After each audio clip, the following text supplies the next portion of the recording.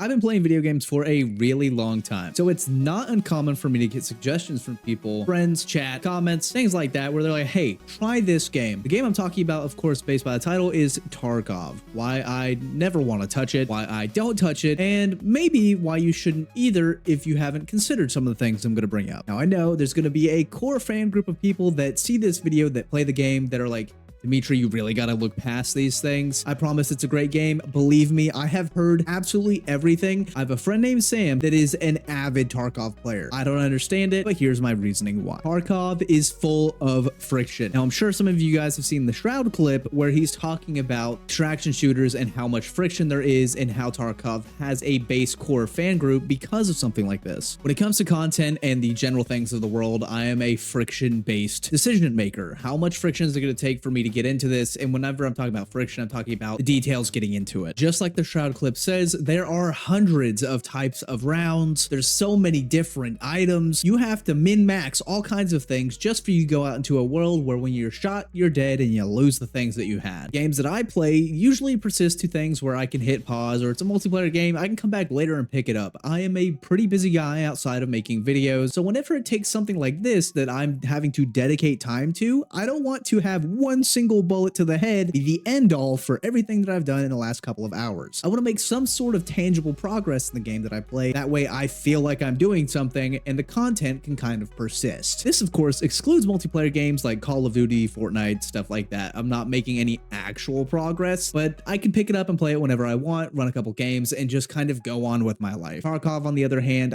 my minimum heart rate would be 120 beats per minute for sure. I would be so locked in. It would be me trying to be tactical, which is usually not a good thing anyways. It just doesn't fit my vibe. In game development, a lot of things that get taken into consideration is the friction. That's kind of what you can do with videos as well. If there's a lot of things to understand and you want to break it down in any aspect, you're going to kind of filter out the people that don't want any friction. Think of it like if you want to see me play video games live, you can go down to the description and click the link there to see all the content that I make while I'm streaming and see the videos kind of beforehand, because I break those down and turn them into a video. Now, if you don't think that's a lot of friction, then you probably are considering going down to the description and going, this guy live streams? I'm going to check it out. That's the kind of thing that we're talking about here. I know that Tarkov has all of these finer details into it that I'm just not interested in, so I, of course, will never purchase the game, open it, or try it in general. It would take a lot for me to overcome that friction. Take this into consideration if you're wanting to make videos, trying to funnel traffic anywhere, or trying to develop a video game, is how much upfront friction is someone going to have to face? If your video game gets a lot of notoriety, people talk about it, how do they talk about it? They could say it's an extraction shooter and be like, okay, I'm going to try that out. But when they purchase it and see all the friction that it takes to get established in that game, if I had just listened to people's ideas that they were kind of spouting about this game and didn't know about all the friction going into it, I would have spent my money and then been like, please, for the love of God, I needed a refund. I spent 2 hours in this raid. I don't know if that's how long they can last. Like I said, I don't go that far into it because I don't have that much interest whatsoever in this game. And I promise you though, if you're trying to sway my mind on this, you're going to have to really get me past that friction. I'm not willing to put into it. That's what this whole video is about. Reason why I don't play Tarkov. I have had people for years try to shove this game down my throat, so before you go down in the comments,